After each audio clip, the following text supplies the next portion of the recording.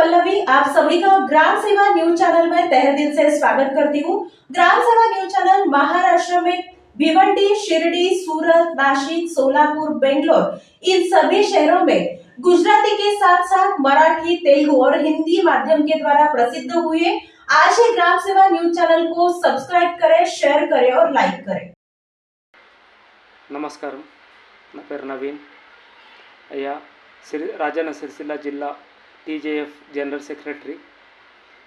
మనము గత కొన్ని సంవత్సరాల నుంచి పత్రికేయ రంగంలో పనిచేస్తున్నాము. అందులోపల ఎలక్ట్రానిక్ మీడియా, పత్రికలు, విలేకరులుగా, రిపోర్టర్లుగా మరియు ఇప్పుడు స్మార్ట్ ఫోన్స్ వచ్చినప్పటి నుంచి క్షణాల్లోనే వార్తలను చేరవేస్తున్నాము. మనము ముఖ్యంగా ప్రజలకు, ప్రజాప్రతినిధులకు ఒక వారధిలా ఉన్నాము. వాళ్ళు చెప్పే చట్టాలు కానీ, మిగతా విషయాలు కానీ, సంక్షేమ పథకాలు కానీ ప్రజలకు చేరవేర్చేది మనమే. తర్వాత మనము ప్రజల యొక్క బాధలను ప్రజాప్రతినిధులకు చేరవేర్చేది మనమే. కానీ ఈ విషయాల్లో మనకు ఎలాంటి ఆదాయము రూపాయి కూడా మనకు రాదు. నిస్వార్థమైన సేవకులం మనం, ప్రశ్నించే గొంతుకులం. అన్యాయం ఎక్కడ జరిగినా కానీ ప్రశ్నించే గొంతుకులం.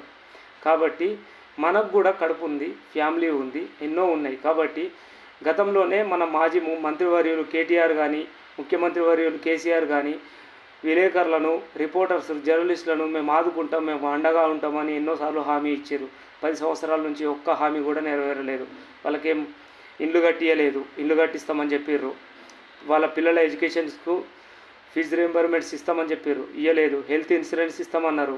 మనం డ్యూటీ టైంలో పోతాం, ఒక జాగాలో ఒక ఇన్సూరెన్స్ జరిగినప్పుడు సడన్గా వెళ్తాం.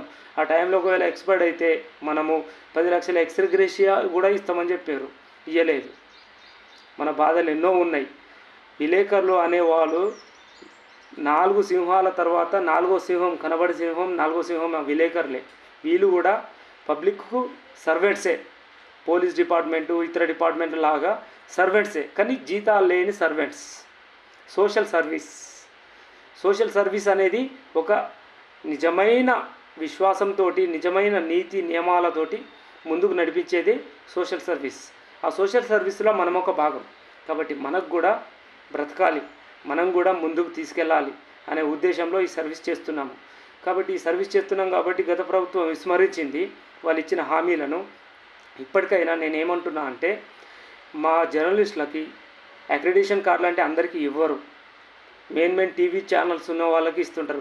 టీవీ ఛానళ్ళ రాకన్నా ముందుకే మనం స్మార్ట్ ఫోన్లల్లో ఇంటిమేషన్లు ఖచ్చితంగా ఎక్కడైనా ఏదైనా మీటింగ్ జరిగినా, ఏ మినిస్టర్ వచ్చినా, ఎక్కడైనా ఏ ప్రోగ్రాం జరిగినా స్పాట్ పంపిస్తున్నాం, ప్రజలకు చేరవేస్తున్నాము. అలాంటి వ్యక్తులం మనం. మన బండిలో పెట్రోల్ ఉందా, లేకపోతే జేబులో పైసలు ఉన్నాయా, ఇవన్నీ కూడా ఆలోచించకుండా వెళ్ళిపోతాం. సో కాబట్టి మాలాంటి వాళ్ళకు కూడా బ్రతుకుదెరువు కోసం ఇచ్చిన హామీలను నెరవేర్చలేదు గత ప్రభుత్వం. దయచేసి ఈ ప్రభుత్వమైనా గౌరవశ్రీ ముఖ్యమంత్రి వర్యులు రేవంత్ రెడ్డి గారు, మా సిరిసిల్ల మా మంత్రివర్యులు ఆదిరి శ్రీనివాసన్న గారు మా యొక్క బాధలను అర్థం చేసుకొని మాకు ఈ 4 డిమాండ్లు, అంటే డిమాండ్లు అని మేము అనము, డిమాండ్లు అంటే వేరే అయిపోతుంది కాబట్టి మాకు ఇచ్చిన ఈ 4 హామీలను నెరవేర్చగలరని విన్నవించుకుంటున్నాం సార్. దయచేసి ఇది కలెక్టర్ ద్వారా కూడా మేము మంత్రివర్యులకు, కలెక్టర్ గారికి వినతి పత్రం ఇవ్వాలనుకుంటున్నాము.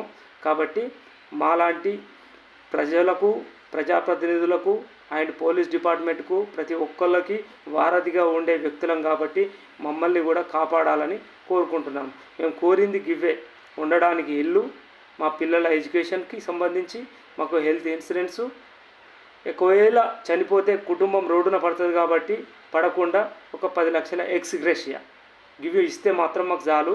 మేము సోషల్ సర్వీస్ చేస్తాము, ప్రజలకు అందుబాటులో ఉంటాము. అవినీతి అక్రమాలు ఎక్కడ జరిగినా బయట పెడతాము.